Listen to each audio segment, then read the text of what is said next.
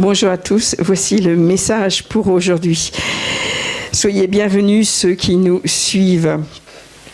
Aujourd'hui, le message du Seigneur, j'avais juste le mot « choisi ». Choisi. Vous connaissez ce chant, nous avons été choisis. Hein?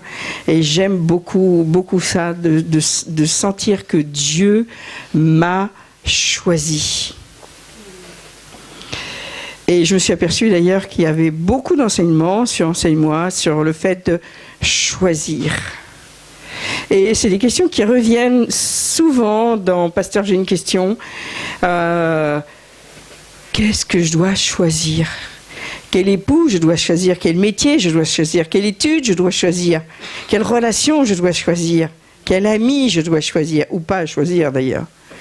Comment faire des choix ? Comment je dois choisir ? Quelle mission Dieu a mis pour moi? Quel est son choix? Alors on va parler de nos choix et de son choix. Amen. Aujourd'hui, la question que je vous pose, quel vase choisis-tu d'être? Connaissez ce passage? Dans 2 Timothée 2:20. 2 Timothée 2:20. C'est un passage qui est souvent très très mal interprété. 2 Timothée 2:20. C'est pas loin de notre passage favori de Timothée 2:2. Qui est écrit là-haut, hein, pour ceux qui ne le connaissent pas, c'est la vision de l'Église, sa mission. Hein, 2 Timothée 2:2. Donc dans 2 Timothée 2:20, dans une grande maison, il n'y a pas seulement des vases d'or et d'argent, mais il y en a aussi de bois et de terre. Les uns sont des vases d'honneur et les autres sont d'un usage vil. Alors, ce passage a souvent été le prétexte pour dire il y a une sorte de prédestination.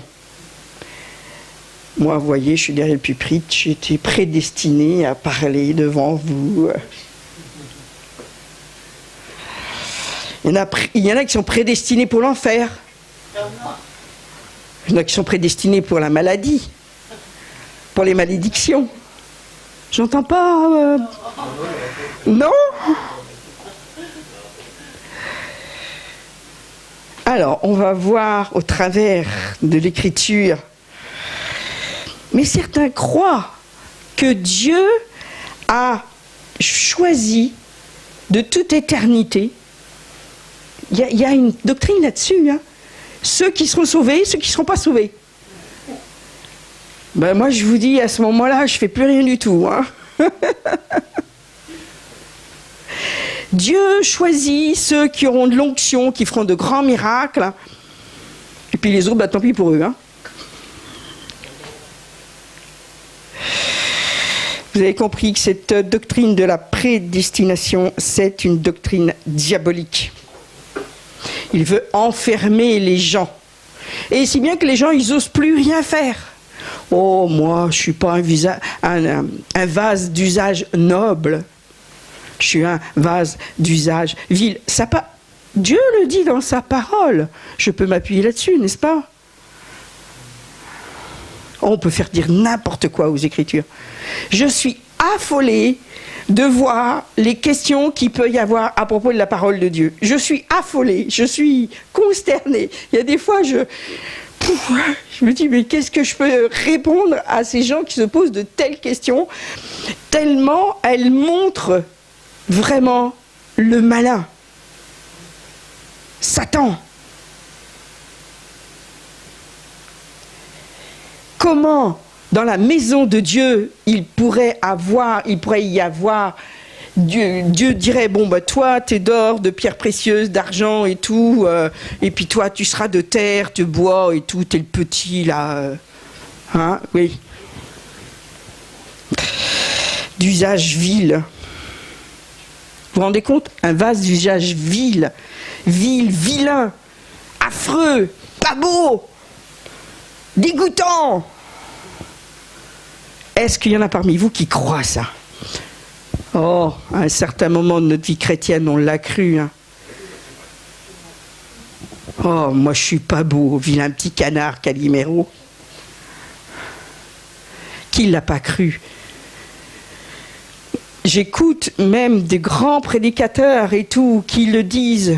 On a traversé des moments de solitude, des moments où vraiment, il dit, les gens même qui ont de grandes visions, qui font de très très grandes choses, eh bien, quand ils sont dans la détresse, ils sont dans la solitude de porter cette vision. Et ils se disent à ce moment-là, mais j'y arriverai jamais. Je me suis fait des idées, je me suis fait des films. Quel vase choisis-tu d'être?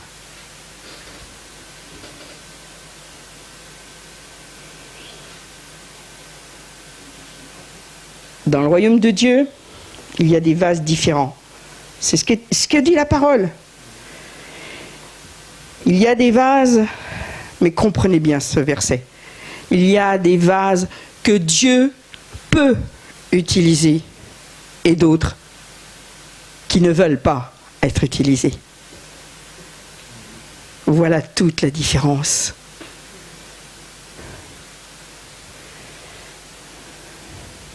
Rappelez-vous de l'histoire de la parabole des talents? Un va en recevoir 5. Bon, dis donc, c'est le chouchou de Dieu. Hein. Pourquoi il a eu reçu 5 talents, lui? Un autre va en recevoir 2. Et le dernier va en recevoir qu'1. Pourquoi il n'en a eu qu'1, lui? Ouais, c'est facile hein, pour celui qui en a eu 5. Hein. Est-ce que nous n'avons jamais eu ces pensées de dire « Oh, il a une belle voix, lui. Oh, comme je voudrais avoir sa voix. Hein, » Forcément, c'est facile pour lui de chanter. Il a une belle voix. C'est vrai ça.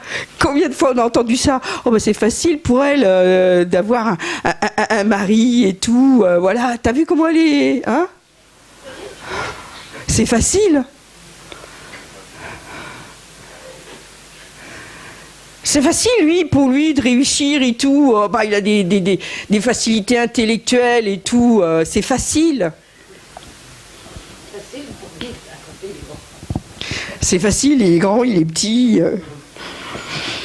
il est mince, il est gros. C'est facile. Dieu ne nous donne pas à tous les mêmes dons. Oui, il ne nous donne pas à tous les mêmes dons. Mais vous croyez que Dieu est injuste? Non. Aucunement. Moi, j'ai toujours vu la parabole des talents en me disant, celui qui en a eu qu'un, bah, c'est au tout début de ma vie chrétienne. Voilà. Il me donne qu'un talent parce que, bonjour des gars, s'il m'avait donné 5 talents d'un coup, j'aurais certainement pas su les gérer. Il m'en donne un, premièrement. J'ai toujours mis ce verset en avant. Fais tout ce que ta main trouve à faire. Et je ne savais pas où j'allais, je ne savais pas ce que Dieu voulait de moi, je ne connaissais pas mon appel, je ne connaissais pas ma mission, mais je faisais ce que ma main trouvait à faire, ce qui était devant moi. Et je trouvais que c'était déjà pas mal. Je trouvais que c'était déjà pas mal. Je suis partie de tout petit, et avec le premier talent que Dieu m'a donné, je l'ai fait fructifier. Oh, peut-être que je n'ai pas fait fructifier tout ce qu'il fallait. Mais au fur et à mesure, je voulais, ce qui était en moi, c'était servir Dieu. Être un vase d'usage noble. Oh, quelle orgueilleuse! Pas du tout. Du tout. Dieu cherche des gens qui lui sont agréables. Dieu aime les instruments utiles. Moi, j'aime pas les cadeaux inutiles, les trucs qui servent à rien. Ça peut être très très beau comme cadeau, mais si ça sert pas, ben autant que ça aille à la poubelle, hein. C'est vrai. Même si c'est juste pour orner, bon, il faut que ça ait une utilité. C'est pour décorer, mais des trucs inutiles, il faut les dégager. Je veux être un instrument. J'aimais beaucoup ce chant. J'ai rien tout le temps dans ma tête en ce moment. Hein? Je veux être un instrument. Un instrument d'adoration en premier lieu. Oh oui, je veux être un instrument. Un instrument utile dans les mains de Dieu. Qu'est-ce que tu vas faire avec le don que Dieu t'a donné? Est-ce que tu vas l'utiliser? Ou est-ce que tu vas le faire mourir? Ah oui, mais non, mais moi, tu comprends, je ne sais pas trop comment faire. Fais à ta juste mesure. Fais ce qui est devant toi.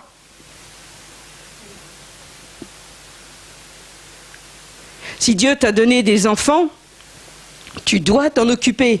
Ça m'énervait tout le temps quand on me disait ça, parce que comme j'ai eu 5 enfants, ça m'agaçait. Oui, mais moi je veux faire quelque chose de plus pour le Seigneur. Occupe-toi de ce que Dieu t'a donné. Il t'a donné un travail, fais-le avec excellence. Il t'a donné une maison, entretiens-la.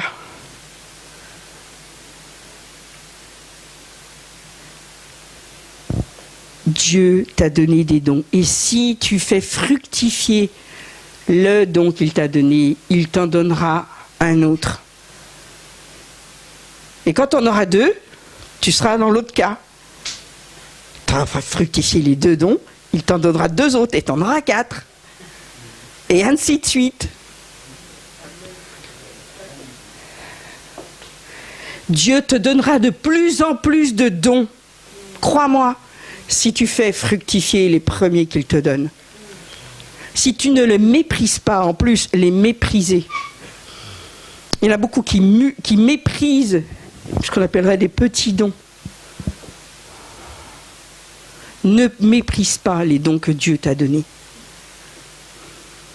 Même si tu devais rester toute ta vie avec ce que les autres considèrent comme un petit don, je t'assure que c'est vraiment l'œuvre que le Seigneur t'a donnée à faire. Même si, mais j'y crois même pas ça. Moi je crois à la parole des talents. Je crois que si tu utilises, tu fais fructifier le premier don, il t'en donne un autre, t'en as 2, il t'en donnera 2 autres, etc., etc. Et ça, j'y crois profondément.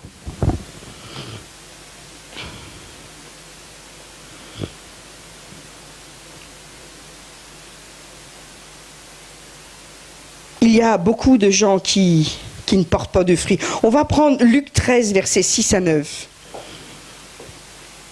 Ça se bouscule tellement dans ma tête que j'ai du mal à...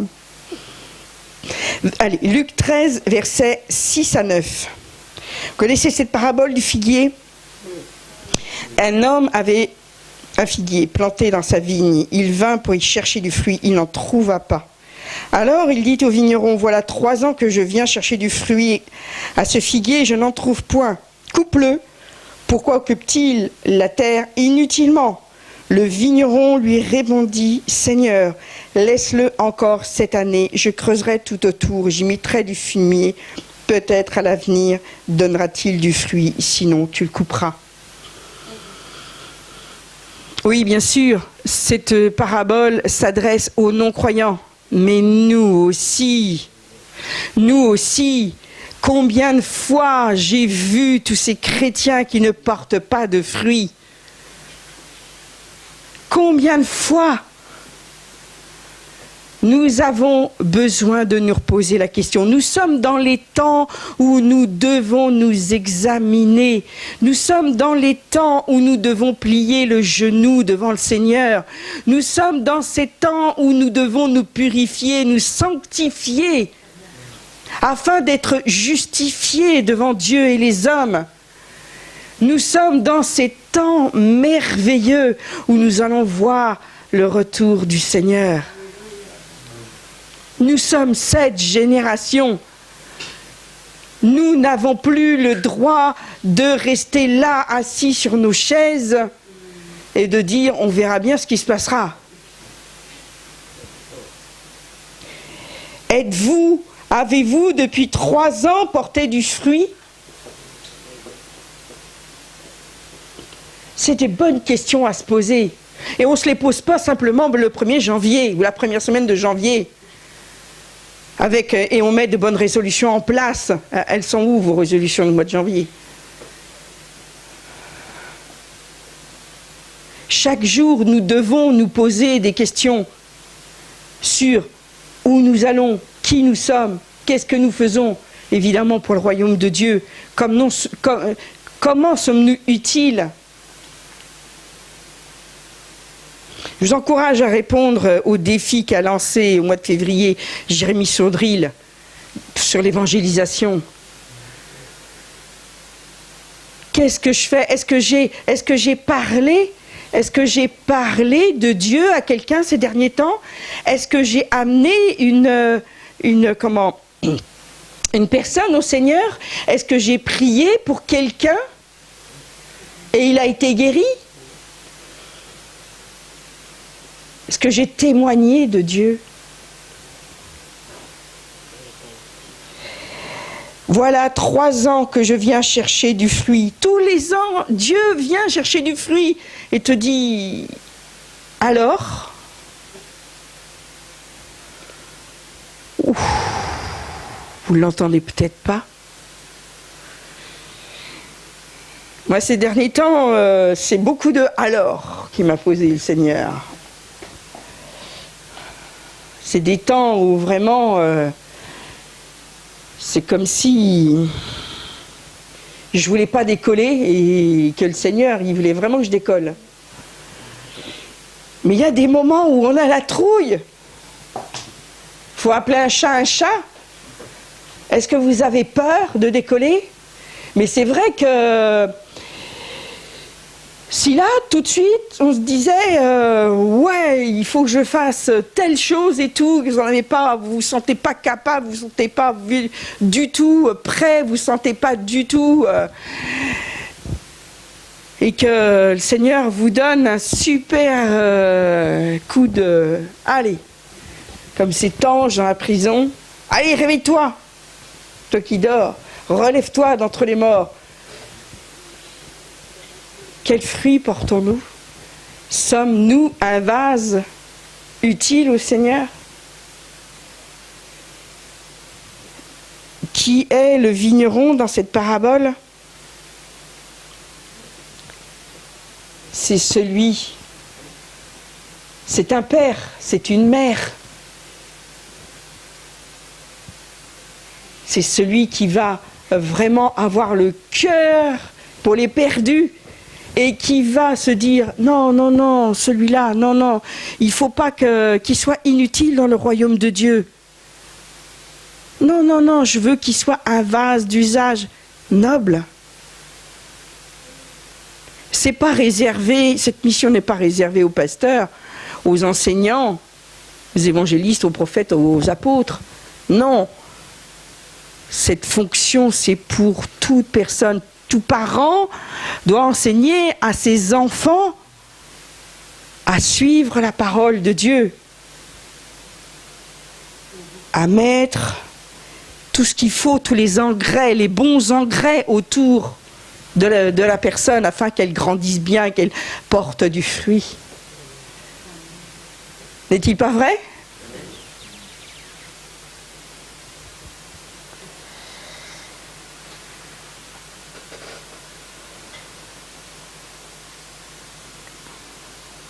Romains 9, 21. Et ces gens qui ne portent pas de fruits sont quasiment inutiles dans les mains du Seigneur. Je veux être utile. Dites-le avec moi. Je veux être utile dans les mains du Seigneur. Amen. Romains 9, verset 21. Le potier n'est-il pas maître de l'argile pour faire avec la même masse un vase d'honneur et un vase d'un usage vil. Beaucoup, justement, utilisent ce passage comme le premier verset dans 2 Timothée 2,20, où ils disent, ben voilà, moi je ne suis pas un vase d'usage noble, un vase d'honneur. Alors, bon, tu sais, moi je crois en Dieu, je suis sauvé, puis point à la ligne.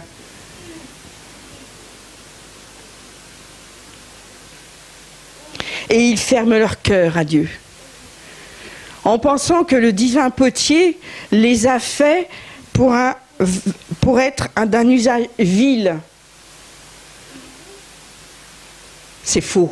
Comment ce Dieu d'amour pourrait-il te fabriquer pour être d'un usage vil? Remarquez bien que c'est une question. En aucun cas, Dieu va te faire pour être d'un usage vil.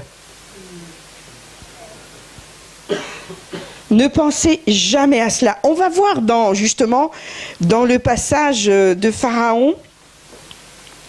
Je ne vais pas vous mettre les références, il y en aurait trop. Mais vous savez très très bien que Pharaon, il avait un cœur déjà à la base qui était dur.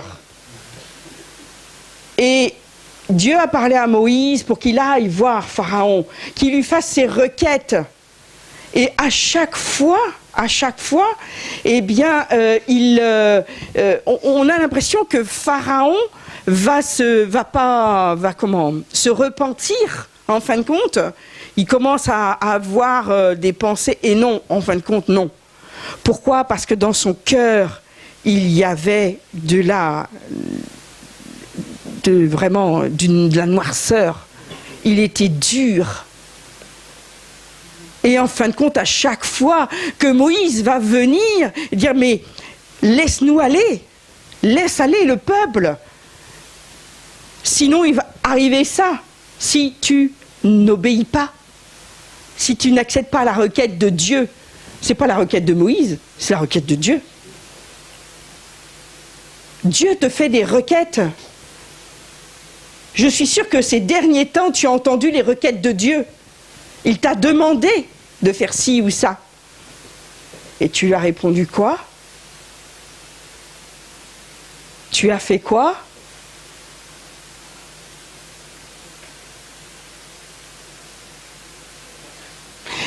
J'ai bien aimé cet éclairage sur Deutéronome 28, où Deutéronome 28, il y a toutes les bénédictions et toutes les malédictions. J'ai toujours compris, moi, que, eh bien, il y en avait qui étaient bénis, il y en avait qui étaient maudits, et puis voilà, c'était comme ça. Si vous relisez bien, mais je vous encourage vraiment à relire Deutéronome 28, en fin de compte, toutes les malédictions, ce qu'on appelle les malédictions, la malédiction n'est qu'une absence de bénédiction. Dieu n'envoie pas le mal. Et moi j'ai toujours cru que Dieu envoyait le mal parce qu'on n'obéissait pas. Non. Tu n'obéis pas, donc tu n'as pas la bénédiction. Et comme tu n'as pas la bénédiction, eh bien ça devient une malédiction. Relisez bien, vous verrez. Et là c'est pareil, Pharaon, il n'a pas voulu obéir. Et il n'a pas eu la bénédiction. Qu'est-ce que vous pensez qu'il serait passé si le cœur de Pharaon, dès la première demande de Moïse, s'était adouci, qu'il s'était repenti et tout? Qu'est-ce qui serait passé? L'Égypte serait devenue grande, encore plus grande, parce qu'elle aurait reconnu que Dieu est le seul vrai Dieu. Voilà ce qui s'est passé, ce qui ne s'est pas passé justement. Et en fin de compte, parce qu'il se prenait, il était Dieu à la place de Dieu, son orgueil, son arrogance a fait qu'il n'a pas voulu se soumettre Et il a eu plaie sur plaie sur plaie sur plaie. Et il a été quand même obligé de lâcher. Et il a tout perdu. Absolument tout.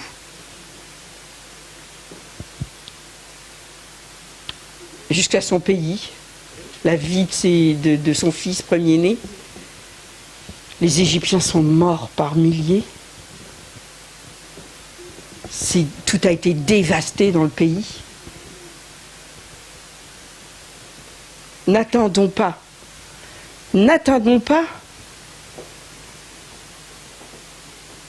de ne pas obéir à la requête du Seigneur, à sa demande. Fais ce que ta main trouve à faire. Et là, tu deviendras un vase d'usage noble. Dieu va te former. Dans ce passage de Romains 21, j'aimerais revenir dessus. Parce que toi, tu vas lui être agréable, parce que toi, tu vas te laisser former par le potier, en fin de compte, il va pouvoir faire de toi un vase d'usage noble. Vous comprenez mieux ce verset ? Parce que toi, tu vas te laisser faire. Tu vas accepter la demande du Seigneur. Et là, il va pouvoir faire de toi un vase d'usage noble. Quel vase choisis-tu d'être ? Tu as le choix. Contrairement aux doctrines qui sont données dans l'Église, parmi les chrétiens. Mais moi, je n'ai pas le choix. Tu as le choix d'obéir ou de désobéir. Tu as le choix de porter beaucoup de fruits ou pas. Tu as le choix toujours de faire briller le royaume de Dieu dans ta vie. Lorsqu'il est dit que Dieu a endurci le cœur de Pharaon, beaucoup ont pris ce passage en disant « il a endurci le cœur de Pharaon ». C'est d'ailleurs très mal traduit. En fin de compte, c'est comme quand on dit Dieu a haï Ésaü, c'est faux, c'est très mal traduit. En fin de compte, il a laissé le cœur de Pharaon de s'endurcir. C'est tout simplement ça. Est-ce que tu choisis de laisser ton cœur s'endurcir ? Dieu n'avait pas créé Pharaon avec l'objectif qu'il soit perdu. Dieu n'a pas choisi pour toi une vie de malheur, de pauvreté, de maladie, de malédiction. Non, Dieu a pour toi des plans de bonheur, un avenir plein d'espérance. Dieu a pour toi des plans d'abondance. On peut toujours se repentir. Même quand on croit qu'on a fait les pires bêtises et qu'on n'a vraiment pas suivi le plan de Dieu, on peut toujours se repentir. Regardez dans Genèse 20, verset 6. Genèse 20, verset 6. On va voir Abimelech. Abimelech, c'est le passage où Abraham va dire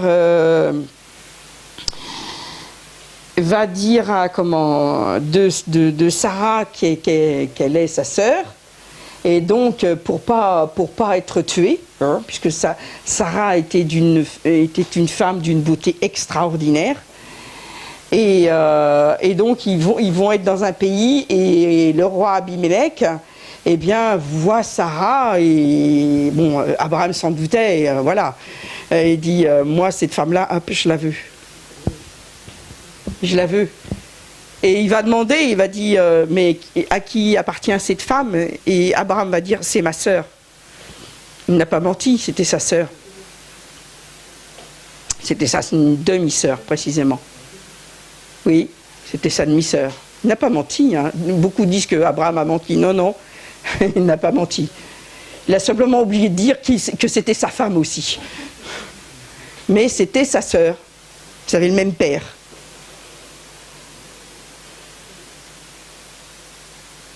À l'époque, ça se faisait. Alors, on ne va pas parler de ça aujourd'hui, c'est pas le sujet. Allez rechercher dans la parole de Dieu. Mais Abimélec, donc dans Genèse chapitre 20, verset 6, Dieu lui dit en songe, Dieu donc dit à Abimélec, « Je sais que tu as agi avec un cœur pur, aussi t'ai-je empêché de pécher contre moi, c'est pourquoi je n'ai pas permis que tu la touches. »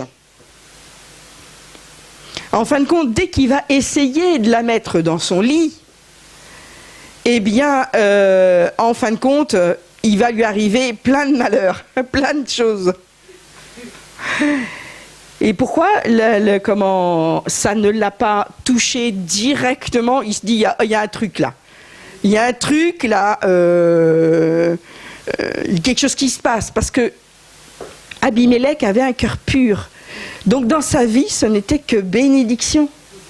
Et tout d'un coup, il voit plein de tuiles lui arriver. Ça vous arrive jamais, ça? Tout d'un coup, il y a plein de tuiles qui nous arrivent. Oups! Alors, vite fait, on dit, ouais, c'est le diable et tout. Non, cherchons. Qu'est-ce qui ne va pas dans notre vie? Cherchons ce qui ne va pas. Et Dieu lui a révélé. Mais parce qu'il avait un cœur pur, eh bien, il a tout de suite compris qu'il y a quelque chose qui ne va pas. Il lui dit, voilà, ne touche pas Sarah. Parce que Sarah, ça va être la mère de toute la nation, de toutes les nations.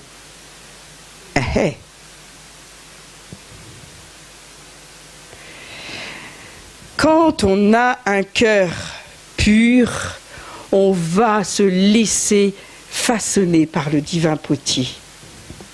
Moi, je veux être un vase d'usage noble. Je le veux. Dieu n'agit pas contre notre cœur. Plus nous allons nous purifier, plus nous allons nous sanctifier, plus nous allons faire des sacrifices pour Dieu, pour son royaume, plus nous allons faire ce qu'il nous demande de faire avec les talents qu'il nous donne, plus nous allons voir les bénédictions de Dieu nous toucher. Amen. Amen. Oui, ça demande un beau amen. Devant le péché, nous avons toujours le choix. Je vous rappelle que le péché, je vais vous rappeler deux choses. Le péché, c'est quoi? Il y a 3 phases dans le péché. Le péché, c'est faire ce qui est mal, selon la parole de Dieu, bien sûr, pas selon la parole des hommes, hein, parce qu'aujourd'hui, donc faire ce qui est mal, ça c'est le péché. Ne pas faire ce qui est bien, ça c'est le péché aussi. À chaque fois que Dieu dit « Viens me louer, viens m'adorer, viens méditer ma parole, sois toujours joyeux, pardonne », à chaque fois que tu ne fais pas ça, tu pêches. Deuxième phase. Troisième phase, ne pas rentrer dans l'appel que Dieu a mis sur ta vie. À chaque fois que quelqu'un refuse d'être un vase d'usage noble, à chaque fois tu refuses de faire ce que Dieu te demande de faire, à chaque fois tu pêches. Qu'est-ce que c'est pécher? C'est être séparé de Dieu. C'est ça la définition du péché. Beaucoup croient que le péché, c'est faire ce qui est mal. Non. Péché, c'est faire ce qui est mal, ne pas faire ce qui est bien et ne pas faire la mission que Dieu t'a appelé à faire. Ça pose beaucoup de questions. Hein. Oh là là, faut que je fasse un bilan là. Attention, oh là là, faut que je note ça quelque part. Oh là là là là. Devant le péché, on a toujours le choix. On a toujours le choix de choisir. C'est facile de faire le mal. C'est facile de dire des mots grossiers. C'est facile de faire des choses que Dieu vraiment a. C'est très facile de pécher. C'est beaucoup plus difficile de ne pas faire. Donc, à nous de choisir. Je choisis d'être le temple du Saint-Esprit, n'est-ce pas, Nathalie? Je choisis d'être le temple du Saint-Esprit. Et je ne veux pas souiller le temple du Saint-Esprit. Merci Seigneur. 2 Timothée 2, verset 21. La suite, évidemment, je vous l'avais gardé après. Hein. Si 2 Timothée 2, verset 21, si donc quelqu'un se conserve pur, ah bah voilà, c'est juste après l'histoire des vases. Si quelqu'un se conserve pur en s'abstenant de ces choses, voilà, il faut lire le contexte de tout ça. Hein. Oui, je suis sûre qu'il y a plein de choses là. Il sera un vase d'honneur. Amen. Un vase d'honneur sanctifié, utile à son maître, propre à toute bonne œuvre. Alléluia, gloire à Dieu. Je veux être ce vase. Sanctifié, utile à son maître, propre à toute bonne œuvre. Dès que le Seigneur va mettre une œuvre devant moi, une bonne œuvre, je vais rentrer dedans, ça va être utile, ça va marcher, yes, yes, yes, yes, yes. Wouh! C'est nous qui choisissons. Il faut arrêter de dire « Ah oui, bah moi j'ai pas eu ci, j'ai pas eu ça et tout. » Non, c'est nous qui choisissons. Arrêtez de croire le monde avec leur psychologie à la gomme. Ah oui, bah mes parents, tu comprends, machin et tout. Arrêtons et puis n'introduisons pas cette psychologie dans le royaume de Dieu. Chassons-la.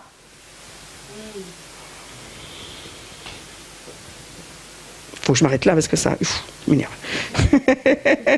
C'est nous qui choisissons quel sera notre usage. Voulons-nous être un vase d'honneur?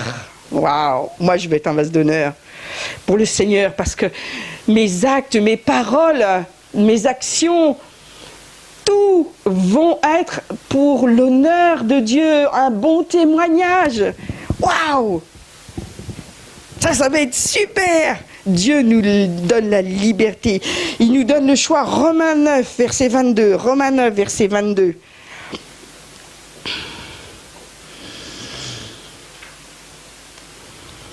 Et que dire si Dieu, voulant montrer sa colère et faire connaître sa puissance, a supporté avec une grande patience des vases de colère formés pour la perdition. Alors, voici un autre verset que les gens utilisent et tordent. Il n'est pas dit dans ce passage que les vases ont été créés avec comme objectif la perdition. On relit. Et que dire si Dieu, voulant montrer sa colère et faire connaître sa puissance, a supporté avec une grande patience des vases de colère formés pour la perdition. Beaucoup croient que formés pour la perdition, c'est Dieu qui les a créés pour la perdition, il les a formés comme ça. Non. Quand on connaît le Dieu d'amour, on se dit, y a quelque chose, il faut comprendre là. Cherchons à comprendre et ne suivons pas la mentalité du monde. Moi, j'ai mis pour comment on dit, pas a priori pour, je ne trouve plus, mais c'est pas grave. En base, en tous les cas, la base de ma vie, Dieu est amour. Donc, si je ne comprends pas un passage, et puis j'ai l'impression que Dieu, là, il a formé des vases, est-ce que Dieu a formé des vases? C'est forcément l'autre qui veut me faire penser des trucs tordus, biscotés auprès de Dieu. Non, Dieu est amour, alors je dois comprendre. Dieu n'a pas créé des vases avec comme objectif la perdition. Ça irait à l'encontre, pourquoi Jésus il serait mort sur la croix? À ce moment-là, il se dit, bon, toi, non. Et puis il n'avait pas besoin de faire mourir son fils sur la croix. À ce moment-là, il faut être logique. Ça servirait à rien. Alors, à ce moment-là, ça serait une injustice. Dieu t'a fait naître... ah bah toi, non. Bah non. Toi, oui. Mais toi, non. Bon, bah voilà. Hein? Non. Les hommes vont être sauvés et parvenir à la connaissance de toute la vérité. C'est ça qu'il faut chercher. Chercher la connaissance de la vérité. Il est dit justement que beaucoup vont aller à la perdition Pourquoi? Parce qu'ils n'ont pas cherché à connaître la vérité. Et ils se sont fourvoyés, ils se sont endurcis, aveuglés eux-mêmes. Donc cherchons à connaître la vérité. Vraiment, posons comme base que Dieu est amour, que Dieu est juste, que Dieu veut le meilleur. Si vous partez de là, cherchez à changer votre vie. Voilà, c'est un fondement.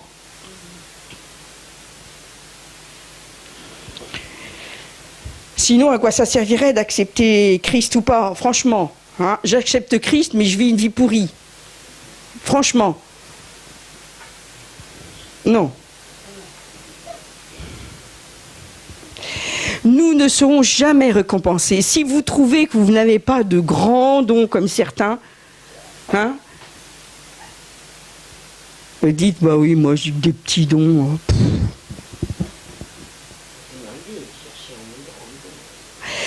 L'essentiel, c'est d'être fidèle dans le don que Dieu t'a donné. C'est ça qui est essentiel. Sois fidèle dans les dons que Dieu t'a donnés. Qu'ils soient petits aux yeux du monde, ça on s'en fiche. Souvenez-vous, ce don-là est peut-être très très grand aux yeux de Dieu. La sagesse de Dieu n'a rien à voir avec la sagesse du monde. L'intelligence de Dieu n'a rien à voir avec notre intelligence. Cette personne qui me disait, Dieu, il ne peut pas être Trinité parce que comment on pourrait asseoir 3 personnes sur le même siège au ciel? Je dis, mon Dieu, au secours! Je dis, mais au secours! Comment on peut penser des choses comme ça? Limiter Dieu à mettre 3 personnes sur le même siège au ciel? Mais, je me dis, mais au secours, quoi!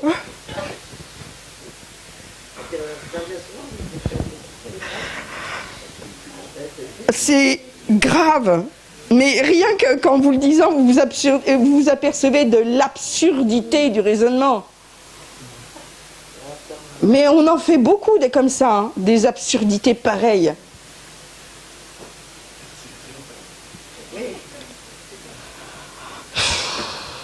Au secours. Moi, ça me fait pleurer des fois quand je fais des recherches, je tombe sur des choses. Oh. 2 minutes. Même quelqu'un du monde, il réfléchirait, il dirait, mais non, mais attends, ça va pas, quoi. Au secours.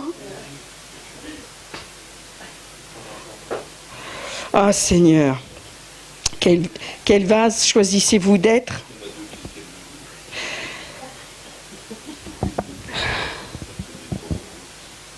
Mais c'est super, comment, sérieux dans un sens. J'aime beaucoup Dieu parce que Dieu est hyper sérieux, mais il est hyper marrant aussi. Et beaucoup disent, bah non, chut, faut être sérieux dans l'église. Vous vous souvenez de toutes ces églises où on rentrait, chut, ouais, chut, parce qu'on pourrait réveiller Dieu. Il n'y a pas une église, justement, comme ça, Jésus lui guérir à cet endroit-là, il y a une église qui a été construite à cet endroit-là, Jésus. Oh. Et il y a un homme... Excuse-moi de te couper, Nathalie, mais c'est enregistré.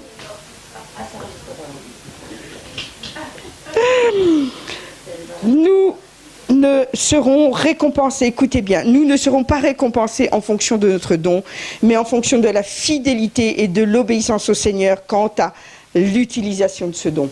Et ça, il faut vraiment bien le comprendre. Et c'est notre choix. Alors ne laissons pas mourir ce don, mais utilisons-le.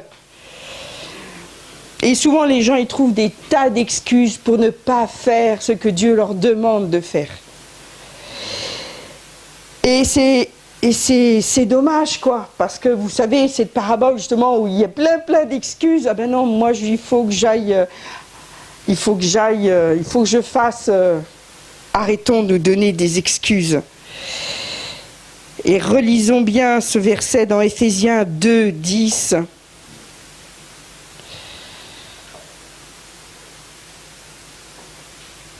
On ne dit pas, j'avais un mariage où mon travail est trop difficile, je suis trop occupée. Éphésiens 2,10, car nous sommes son ouvrage. Ah, j'aime ce verset, nous sommes son ouvrage. Ayant été créés en Jésus-Christ pour de bonnes œuvres, que Dieu a préparées d'avance afin que nous les pratiquions. Amen. Nous sommes son ouvrage. Alors, quel ouvrage voulons-nous être ? Est-ce qu'on va se laisser tisser par Dieu ? Est-ce qu'on va se laisser vraiment façonner par Dieu ? Et on a été créé pour de bonnes œuvres, pas pour faire des cochonneries. On a été créé pour de bonnes œuvres qu'il a préparées d'avance. Alors elles sont toutes prêtes. Hein. Dites pas oui, mais Dieu, non, il met rien devant moi. Elles sont là, à toi de les découvrir, à toi de les rechercher. Il les a préparées, il n'a pas mis devant toi une tonne de cadeaux, hein, et puis avec une inscription défense de déballer. Non, il a mis devant toi des tonnes de cadeaux pour que tu les ouvres les uns après les autres, jusqu'au bout, jusqu'au dernier. Nous sommes des vases préparés pour la gloire de Dieu. On va, si vous décidez d'être un vase d'usage noble aujourd'hui, eh bien, vous allez voir la gloire de Dieu resplendir sur vous. Vous recherchez la gloire ? Voilà. Dieu veut que vous marchiez dans ses œuvres. Dieu veut que vous désiriez ardemment accomplir ces magnifiques œuvres que Dieu a préparées d'avance pour vous. Alors, méditez ce message d'aujourd'hui. Il y a des œuvres que Dieu a préparées d'avance pour moi. Je veux les pratiquer. Amen. Amen. Amen. Merci Seigneur.